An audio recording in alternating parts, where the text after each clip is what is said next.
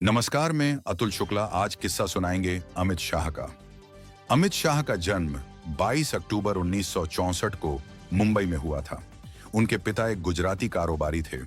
अमित शाह अपने जिंदगी का पहला 15 साल गुजरात के अपने गांव मानसा में बिताए।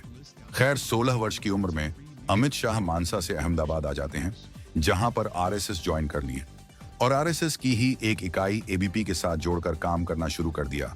महज 2 वर्षों में एबीपी की गुजराती इकाई के संयुक्त सचिव बना दिया गया।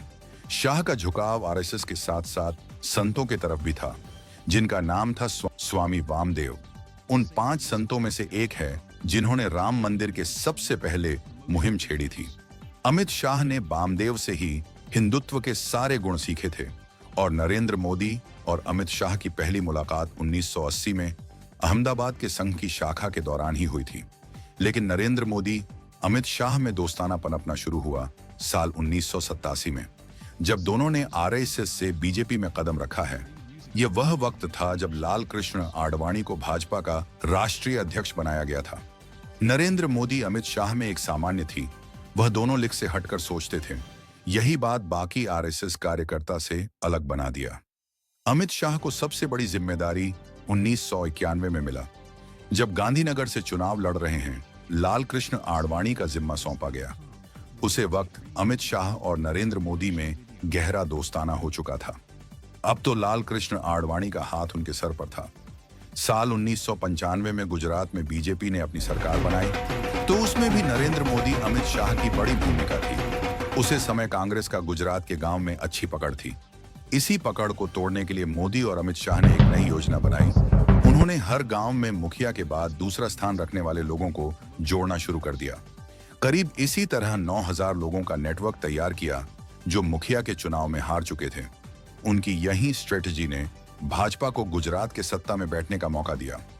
साल 1995 में शंकर सिंह बघेल के साथ मोदी के मतभेदों के चलते नरेंद्र मोदी को दिल्ली भेज दिया गया। वहीं अमित शाह गुजरात में रहकर भाजपा के संगठन को मजबूत करते रहे।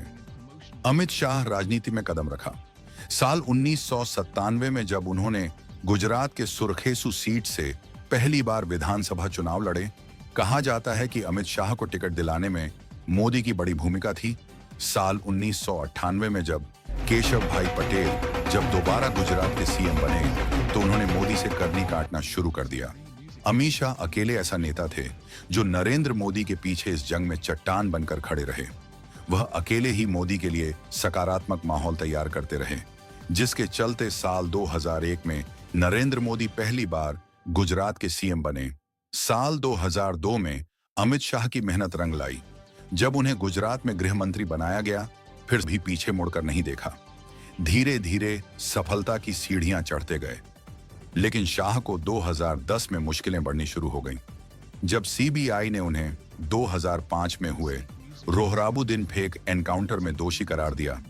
उसे समय अमित शाह 3 महीने तक जेल में रहे और जब जमानत मिली इस शर्त पर कि वह 2 वर्षों तक गुजरात नहीं जाएंगे, लेकिन अमित शाह ने दिल्ली में रहकर पार्टी के बड़े बड़े नेताओं के साथ संपर्क बनाना शुरू कर दिया। और साल 2013-14 में लोकसभा चुनाव थे। पिछली बार 2 लोकसभा चुनाव हारने के बाद भाजपा इस बार किसी भी कीमत पर यह मौका हाथ से गंवाना नहीं चाहती थी।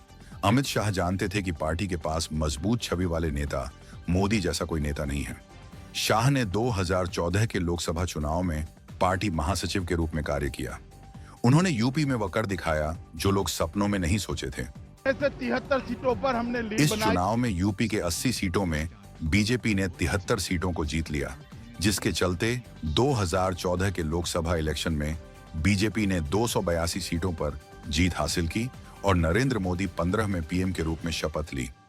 मैं नरेंद्र दामोदर दास मोदी ईश्वर की शपथ लेता हूं। अमित शाह ने 2014 में बैंकडोर से निकलकर फ्रंट पर खेलना शुरू कर दिया और 49 वर्ष की उम्र में सबसे युवा भाजपा अध्यक्ष बनकर उभरे। सा के बीजेपी अध्यक्ष बनते ही रसकदर में बीजेपी की एंट्री होनी शुरू हो गई। शाह ने नियम बनाया कि भाजपा के ज्यादा उम्र के लोगों को रिटायरमेंट डीजे और नई युवा ड्रीम टीम को तैयार किया जाए। 2019 के लोकसभा चुनाव में अमित शाह की भूमिका भारतीय जनता पार्टी भाजपा के लिए अत्यंत महत्वपूर्ण थी। उनके नेतृत्व में पार्टी ने एक बार फिर से ऐतिहासिक जीत हासिल की।